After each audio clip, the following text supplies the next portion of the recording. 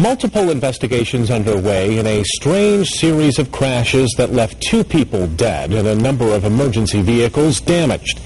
24-Hour News 8's Mark Thompson takes us inside the bizarre series of events. Mark? Brian, in their initial news release, the Van Buren County Sheriff's Department, they gave us details about that fatal crash, but they failed to mention that a police car also hit one of the vehicles involved. And now the family members of the deceased, they want answers. The truck was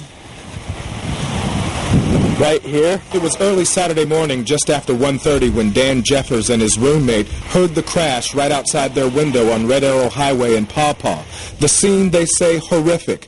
Police say a Chevy Blazer driven by 37-year-old Keith Rapp of Kalamazoo crossed the center line into the path of a Ford Ranger driven by 23-year-old Jeffrey Haas of Decatur.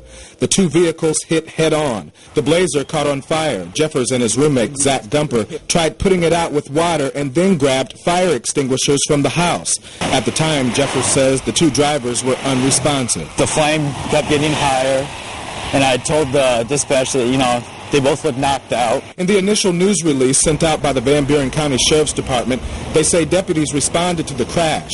Haas, they say, died at the scene. Rapp was extracted from the vehicle and taken to the hospital in critical condition. He later died. But what police didn't mention was that a responding Paw Paw police car hit the deceased driver's vehicle in the rear when it arrived on scene. Haas was still inside. They also failed to mention that a responding Lawton police car slid off the road and hit a mailbox, and a Paw Paw fire truck was damaged when it scraped one of the crashed trucks as it tried to maneuver around. Jeffers tells us the road was dark and smoky from the fire and slick from recent rain, and he was well aware of the other crashes. Before I know it, there was this huge bang. I fall to the ground, and I look behind me, and there's glass flying at me. We sought answers from the victim's family in Decatur. I just spoke to the cousin of one of the victims, Jeffrey Haas. He lives right up this road. He didn't want to go on camera, but he was very upset and said that the police officer who hit his cousin's truck needs to come clean and say exactly what happened. Because right now, he tells me, it looks like he's trying to cover something up. And he says their family wasn't initially informed about the other crashes when they were notified about Haas's death. Jeffers can't say for sure if Haas was already dead when the Paw Paw cruiser struck the truck, but he says it's unfortunate police weren't more forthcoming. For the family's sake, I feel horrible about that. And the Van Buren County Sheriff's Department admits that it should have included all of the information in that initial news release.